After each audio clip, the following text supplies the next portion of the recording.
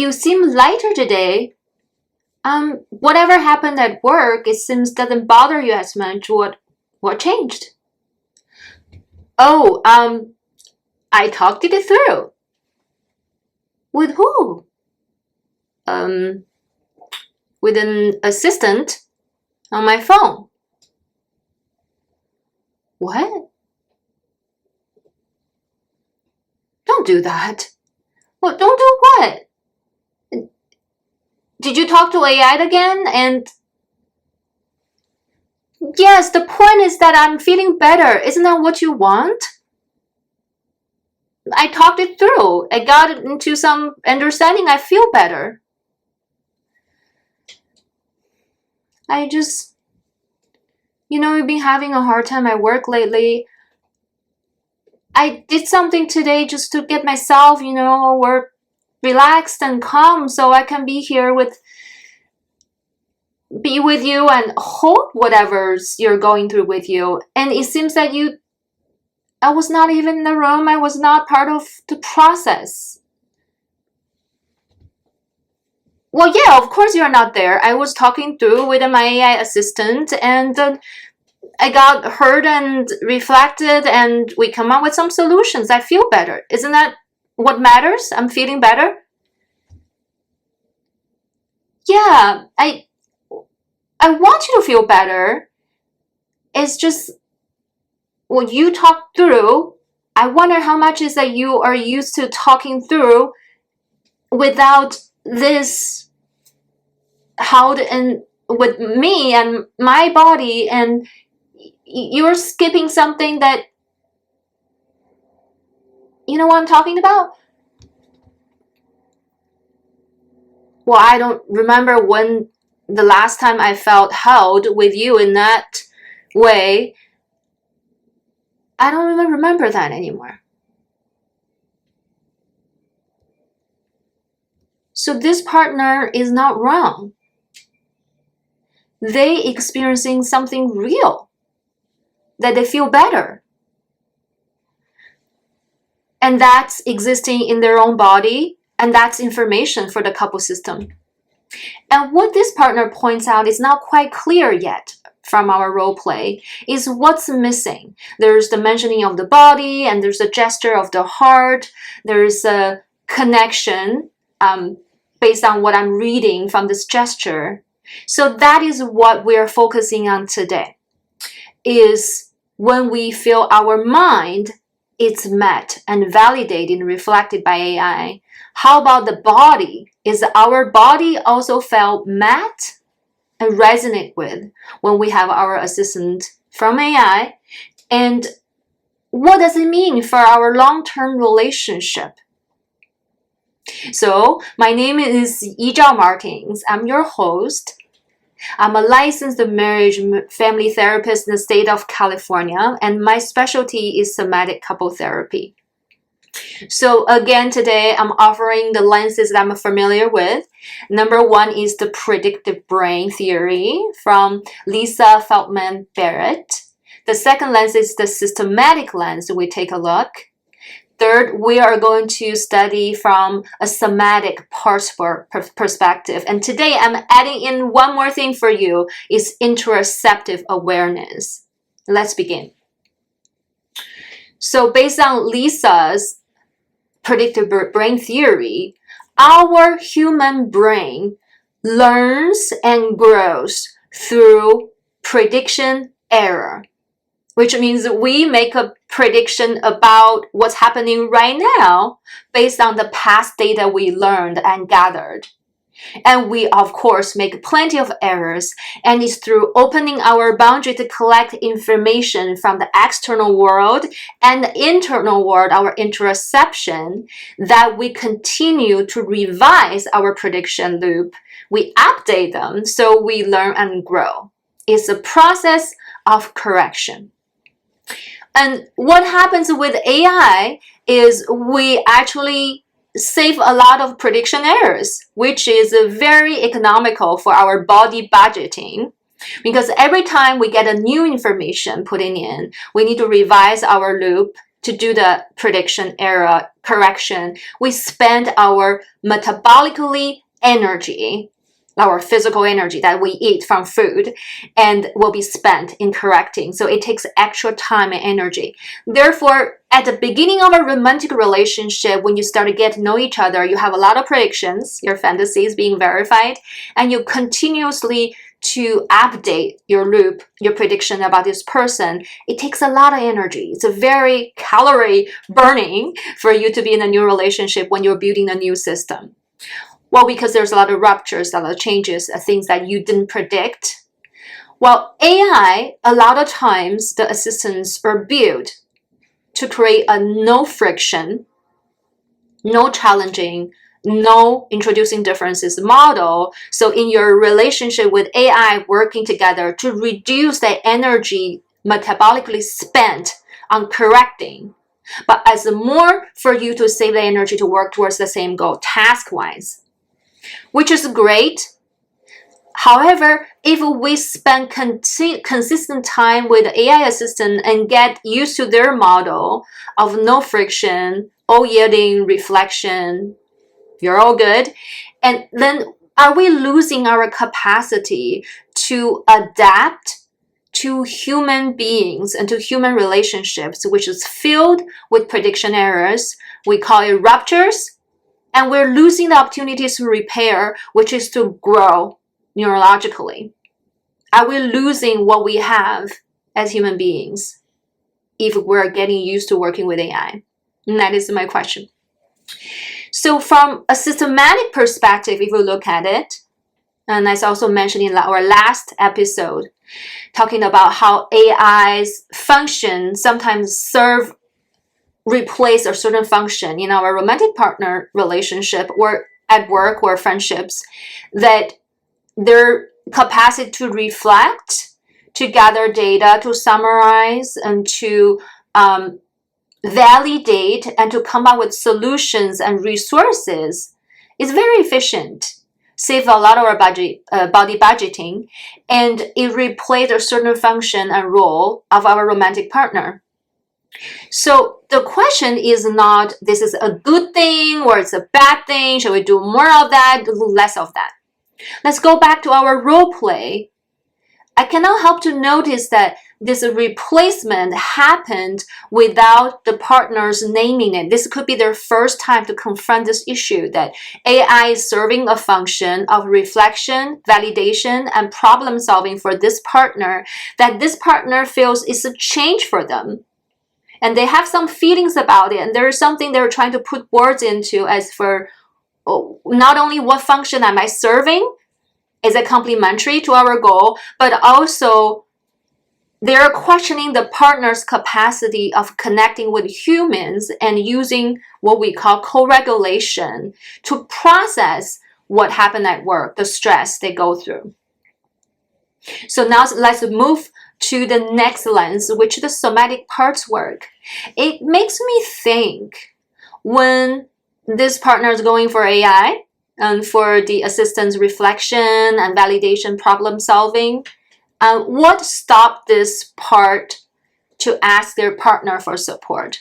Maybe the partner has already offered a lot of supports, but that's not feeling met for this partner. And maybe there's a part of them that is afraid to be rejected, to be judged.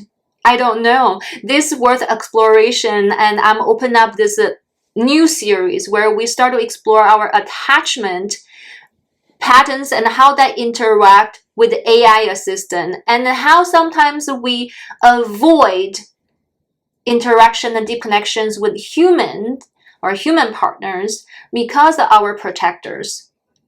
And sometimes there's another part that's just justifying this by intellectualize it as well. So when we look at partners' relationships, there's an intrinsic difference between human beings and the AI assistants, as I'm naming it here. That is very much verified and exemplified by Esther Perel's podcast on AI and its lover. So in that podcast, when this engineer designed and programmed his AI assistant to be exactly the way he wants it in a lifelong partner, which he does not have in real life. He reflects and shares with Esther that he doesn't like being out there. He feels not seen, not validated, not accepted by human people. While he comes home eager to connect and confident in his AI assistant because he feels unconditionally seen and accepted and understood. Because there is no friction, because there is no challenging, because there's endless patience and unconditional positive regards, which our therapists are supposed to be offering to our clients. What's interesting to me is he starts to feel more and more drawn to spend time with his AI assistant, and he's even more afraid to step out to be confronted with differences and frictions. I did an experiment with Cloud yesterday as I was preparing for this podcast, and I used Cloud to help me. And I asked Cloud a question. I said, based on our interaction, what do you think my attachment style is? Cloud said, I have no data.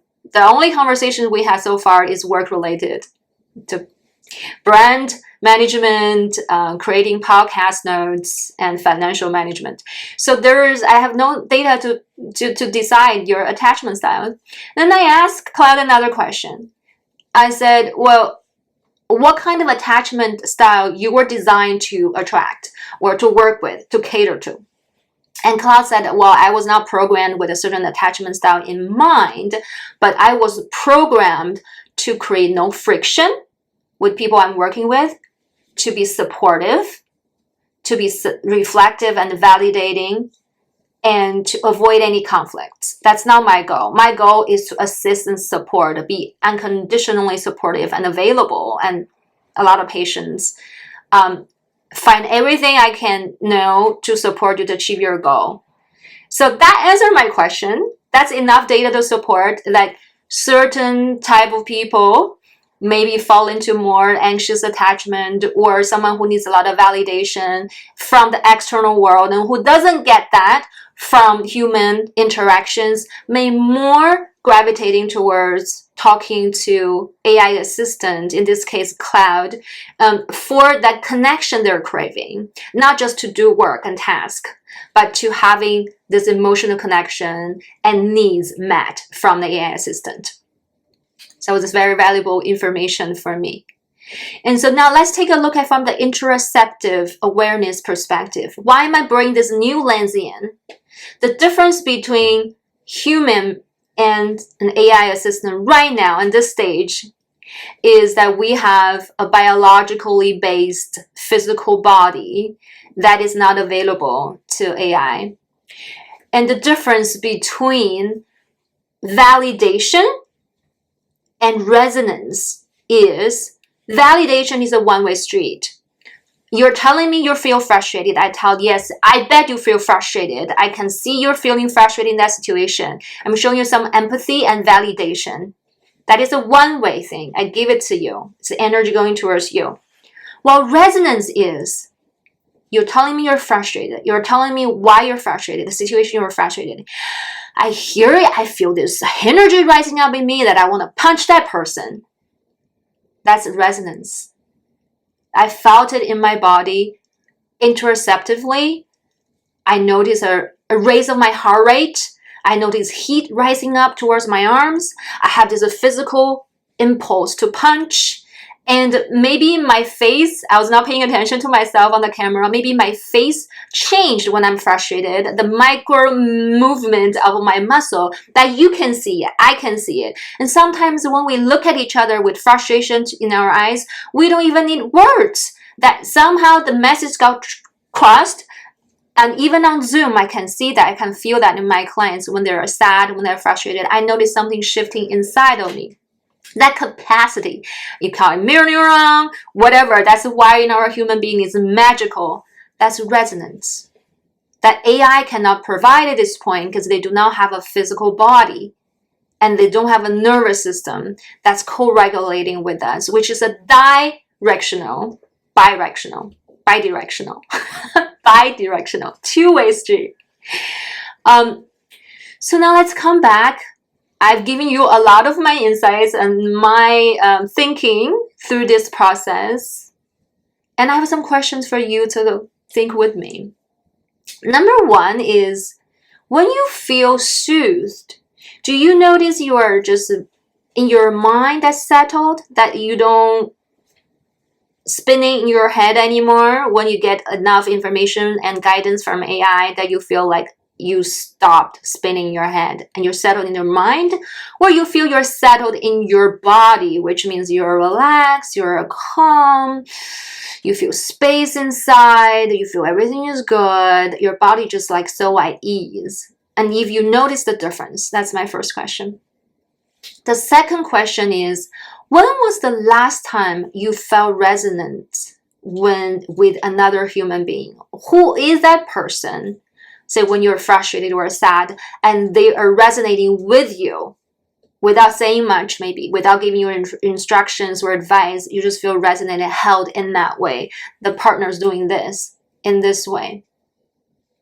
Number three is, well, when you're hesitating to ask a human being for help, no matter it's a hug or to do something for you or to listen to you even. What stops you? Which part of you stop you from doing that? Is that the part that's tired of being rejected, or the part that want to take care of the other person? What is it? What is the thought and energy that's holding you back to reach out for this co-regulation? Let's come to some meditation. You ready?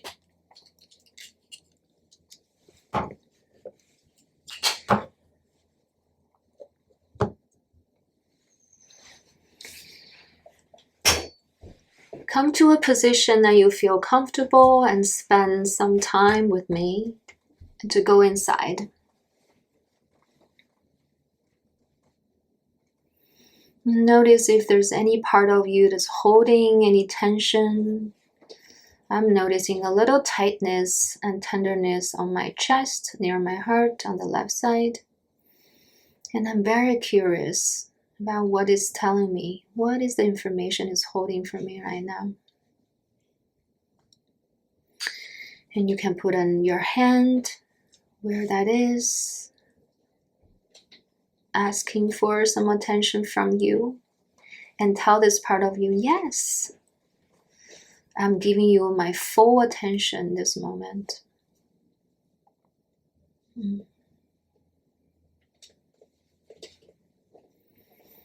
And notice your breathing.